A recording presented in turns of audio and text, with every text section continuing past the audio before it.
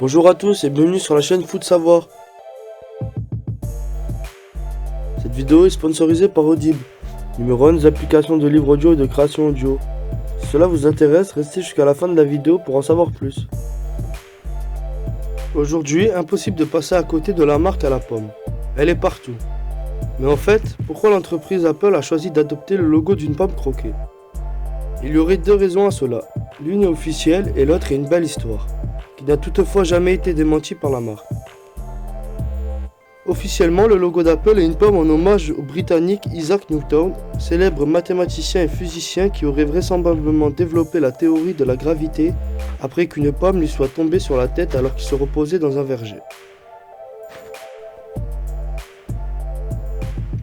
Cette théorie est confirmée par la toute première version du logo d'Apple, dessinée par Ron Wayne. Isaac Newton est représenté sous son verger dans cette version en noir et blanc qui porte l'inscription Apple Computer Co.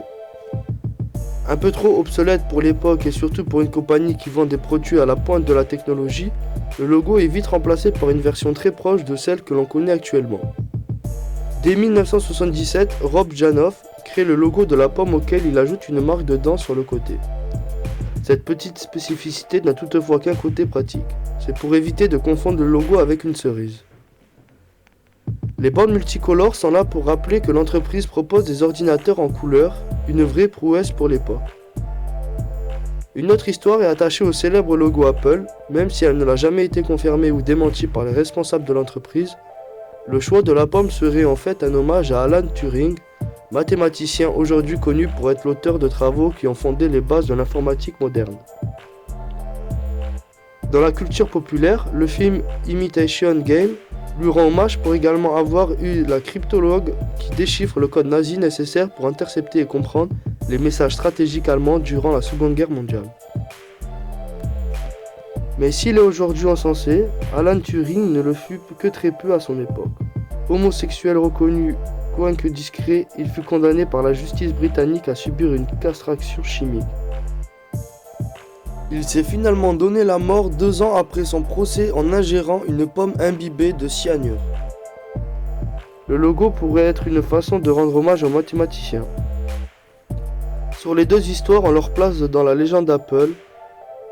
On peut être sûr que le succès de la firme fondée par Steve Jobs ne se dément pas. Année après année, les versions d'iPhone s'enchaînent. Les accessoires Apple se vendent comme des petits pains, de même que les iPods ou les Apple Watch. Les keynote Apple sont également toujours attendus avec impatience. Avec de telles légendes liées à la création du logo de la marque, on peut se dire qu'il s'agit de bons présages pour l'entreprise qui continue d'innover de façon régulière avec des produits à la pointe de la technologie. Merci d'avoir visionné cette vidéo jusqu'à la fin. Si tu as soif de savoir, de connaissances et que tu vas apprendre tout en te divertissant, les plus de 400 000 livres et enregistrements audibles sur tout sujet confondu sont faits pour que tu puisses t'instruire et suivre ces activités en même temps. Si tu es intéressé ou que tu veux simplement soutenir notre chaîne, je t'invite à cliquer sur le lien en description et à prendre ta période d'essai gratuite pendant 1 mois. N'oublie pas de t'abonner à la chaîne et de laisser un like si tu as appris des choses ou que tu as aimé nos explications, ainsi qu'activer la cloche pour être tenu au courant de nos prochaines sorties de vidéos.